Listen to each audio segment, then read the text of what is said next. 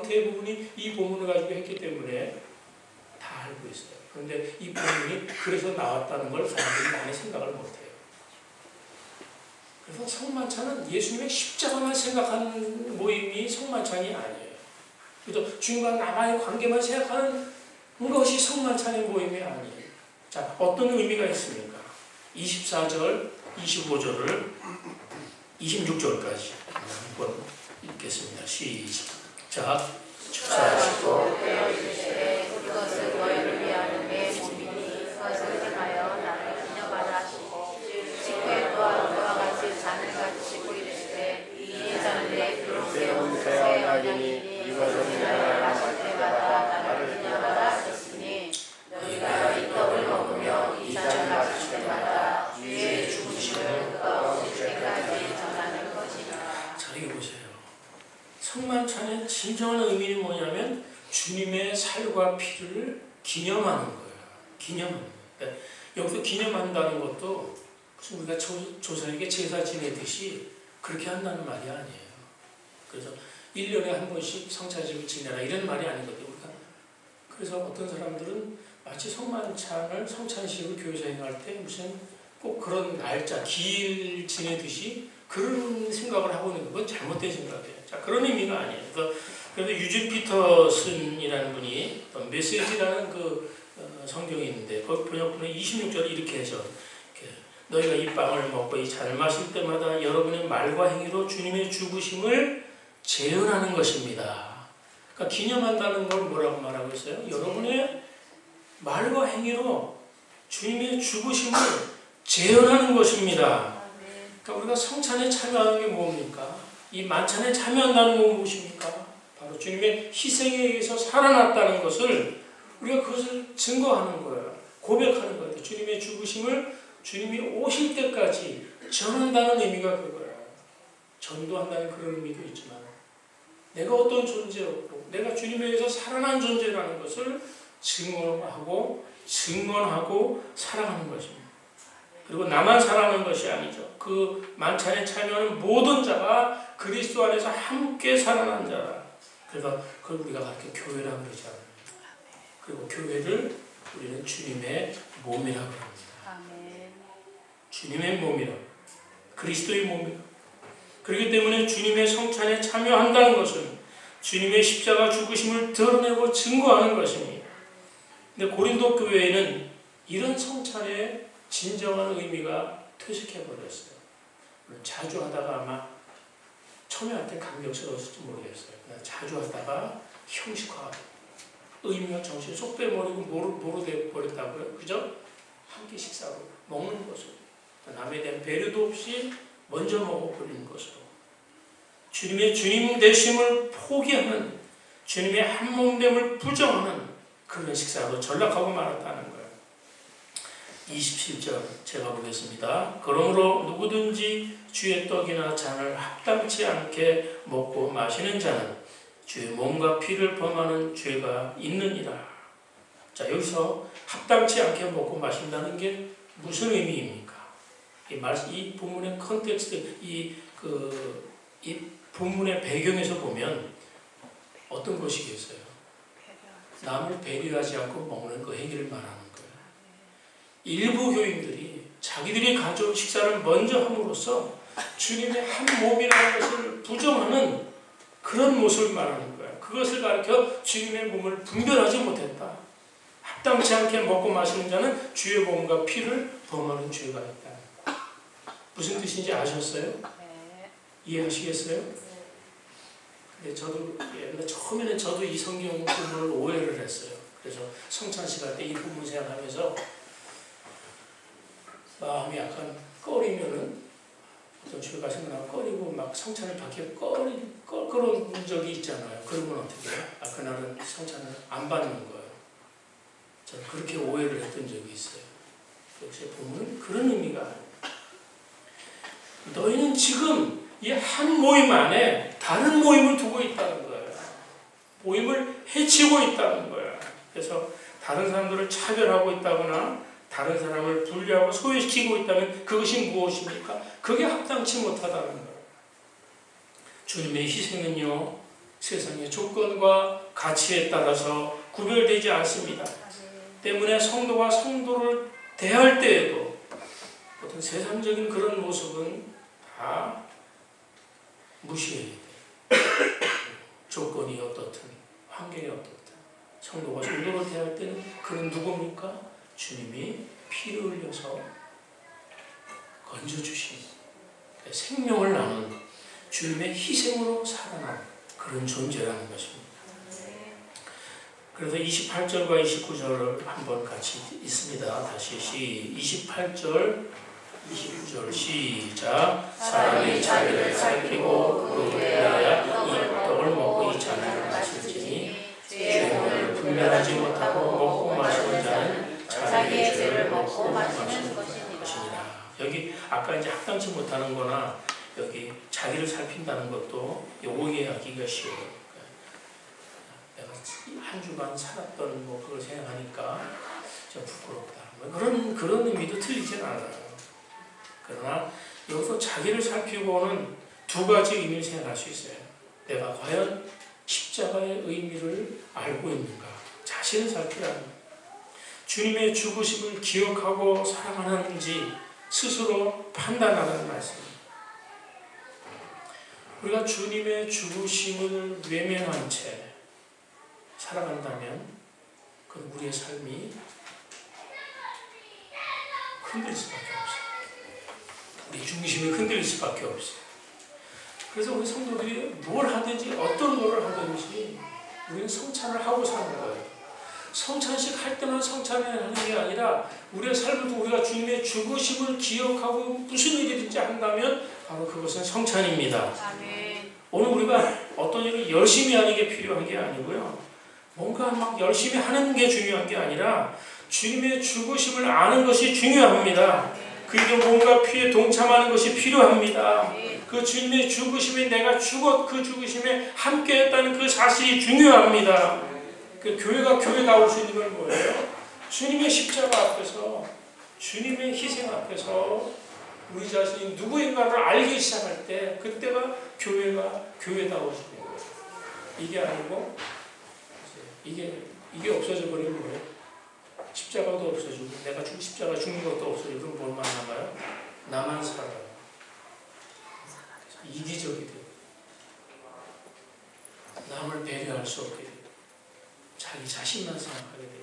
그러니까 그런 사람이 무슨 일을 해도 하나님의 영광이 아니라 해로운 몸이 되는 거예요. 욕심 사나운 몸이 되는 거예요. 문제가 되는 거예요. 그런데 언제나 주님의 죽으심이 생각나죠. 그 죽으심에 동참한다는 생각으로 교회 봉사를 하고 찬양을 하고 예배를 드리고 우리 예배에 주님의 죽으심이 없다면 예배 될 수 없잖아요. 그래서 거룩한 보혈을 의지하지 않고 예배가 될 수 없잖아요. 그분의 피를 힘입어서 나가는 것이 아니겠습니까? 그러니까 언제나 주님의 죽으심을 기억하고 그 죽으심의 의미를 기억하고 교회 봉사도 하시고 누군가 어떤 사역도 하시고 그렇게 하는 것으로 자신을 살피라고 사도가 이야기합니다. 또 하나는 자신을 살피라는 건 내가 다른 사람을 배려하고 있는지 살펴보라는 거예요. 내가 봉사를 하면서도 다른 사람을 배려, 내가 좋아서만 하는 건 안 돼요. 내가 좋아서 내가 신바람 나니까 하는 게 아니라 물론 그것이 필요하죠. 그러나 그런 속에서도 다른 사람에 대한 배려가 약자에 대한 배려가 그렇지 않은 사람에 대한 배려가 있는지 자신을 살펴보라는 거예요. 오늘 우리 교회가 우리를 살펴야 됩니다. 우리에게 그런 모습이 있는지 우리 공동체에 그런 모습이 부족한지 우리 자신을 살펴야 됩니다. 그리스도는 나를 위해서 죽으셨을 뿐만 아니라 우리 형제들을 위해서도 죽으셨기 때문입니다. 바울은 마지막으로 이 공동체의 소외와 이 갈등 분열을 치유하기 위해서 해법을 구체적으로 제시하고 있어요. 33절입니다. 그런즉 내 형제들아 먹으러 모일 때에 어떻게 하라고요? 기다리라. 어떻게 하라고요? 서로 기다리라. 기다려. 서로 33절. 기다리라. 먹으러 모일 때 기다리라. 간단해요. 기다리는 거예요. 전에 어떻게 했어요? 기다리지 않고 그냥 먹는 거예요. 기다리지 않고. 즉 형제를 배려하라 그런 말이에요. 여러분 밥상머리 교육이라는 거 있죠. 밥상머리 교육. 네. 요즘은 밥상머리 교육 잘 안 시키는데 제가 어릴 때는 밥상머리 교육을 많이 받았어요. 밥상머리 교육이라는 게 뭐예요? 어른이 수저 들기 전에 먼저 먹지 마라. 그걸 배웠어요. 음식 먹을 때 소리 내고 먹지 마라. 그것도 배웠어요. 또 하나는 음식 먹을 때 맛있다고 너 혼자 다 먹으면 안 되고 다른 사람을 생각해서 너 먹을 양만큼만 먹어라. 이거 배웠어요. 또 하나는 밥을 남기지 마라. 전 지금도 평생 많이 주든 적게 주든 준 밥은 안 남기고 다 먹어요. 저는 별로 남기는 거 없고, 그게 왜냐면 어렸을 때 밥상머리 교육 때문에 그러니까 준 밥은 하여튼 다 먹어요. 다 어떻게든지. 밥상머리 교육 효과입니다. 그리고 다른 사람을 배려해서 먹을 때도 옛날에는 특히 먹을 게 많지 않았잖아요. 풍성하지 않아서 어쩌다 조금 맛있는 반찬 나오면 요거 맛있으니까 어떻게 맛있는 걸 먹으면 안 돼. 그런 교육을 받은 거예요. 그 밥상머리 교육, 그걸 통해서 제일 중요한 건 함께 식사하는 다른 사람에 대한 배려를 배웠다는 거예요. 다른 사람이 남아프리카 공화국에는 우분투라는 말이 있다고 그래요. 한번 더. 우분투. 다 같이 우분투. 거기 한 부족이 사용하는 게 인사말인데 번역하면 당신이 있으므로 내가 있습니다. 이런 말이래요. 남아프리카의 부족을 연구하던 어떤 인류학자가 하루는 저 멀리 나무 옆에다가 맛있는 딸기를 바구니에 갖다 놓고 원주민 아이들에게 누구든지 저 바구니로 제일 먼저 뛰어가는 아이에게 저 과일을 모두 줄게 이야기했어요. 그래서 이걸 번역을 했겠죠. 통용을 했겠죠. 그래서 아이들에게 전달돼서 아이들이 이제 그 얘기를 듣더니 어떻게 해요? 다 같이 손에 손을 잡고 다 같이 손잡고 같이 가요. 같이 뛰어가고 똑같이 하고 똑같이 나누는 것들. 감동이죠. 그 인류학자가 아이들에게 물어봤어요. 얘들아, 1등 하는 아이에게 모두 이거 다 주려고 했는데 왜 너희들은 1등 안 하고 손을 잡고 그렇게 함께 갔느냐 물었더니 그때 약속이라도 한 듯 아이들의 입에서 나온 단어가 뭐냐면 우분투 그러더라고요. 다 같이 우분투. 우분투가 무슨 뜻이라고 그랬어요? 당신이 있으므로 내가 있습니다. 이 우분투 정신. 나만이 아니라 당신이 있으면 내가 있고. 바로 배려의 정신, 우분투는 건 배려의 정신이에요. 나머지 아이들을 슬프게 하고 나만 행복해서는 안 된다는 정신이 바로 그들의 정신이에요. 오늘 교회 정신은 바로 이런 정신이라고 생각해요. 주님 말씀하신 교회 공동체 정신이 그런 정신이에요. 교회는 이 공동체성이라는 게 다른 사람을 배려할 때 공동체성이 이루어져요. 교회가 빈부격차가 있다는 것은 그건 교회가 아니에요. 사실은 나라의 양극화도 문제지만 교회 양극화. 어떤 교회는 돈이 많아서 그런 성도들이 성유순례도 보내고 뭐도 하고 근데 그 옆에는 너무 가난한 교회 너무 힘들어서 성유순례는 못 가본 목사님들이 얼마나 많아요. 갈 수 있는 돈이 없어서 근데 어떤 교회는 어느 그런 어떤 차이의 배려를 생각하지 않고 교회가 세우시는 거예요. 그래서 교회 공동체로서도 이 배려하는 정신이 정말 중요하고 개개인이 신앙생활하면서도 이 배려하는 정신이 너무 중요하다는 것을 사도 바울을 통해서 우리들에게 전하고 있습니다. 사랑하는 여러분, 함께 먹고 마시는 예수님을 기념하는 이 만찬을 통해서 그리고 공동 식사를 통해서 자신이 얼만큼 예수님을 닮아가고 있는지를 예수님 깊이 생각하는지를 살필 수 있기를 바랍니다. 우리들이 주일마다 모여서 하는 이 공동 식사에도 마찬가지입니다. 이 공동 식사도요, 우리가 예전적인 그런 의식은 아니지만 우리가 함께하는 이 한 끼의 식사 안에도 주님의 섬기심이 있고 희생의 그 정신이 이 한 끼 식사에 담겨 있다는 것입니다. 우리는 예수님을 머리로 몸된 교회를 이루어서 한 밥상 공동체를 이루어서 은혜를 나누고 감사를 나누는 그런 식사의 자리에 우리가 함께 해야 될 줄 믿습니다. 성만찬 의식이든 아니면 교회 행에서 행해지는 모든 어떤 행사, 이 모임 그 속에 예수님의 그 섬김과 사랑과 희생을 기억되는 그런 자리가 됐으면 좋겠습니다. 더욱더 우리 자신을 살펴서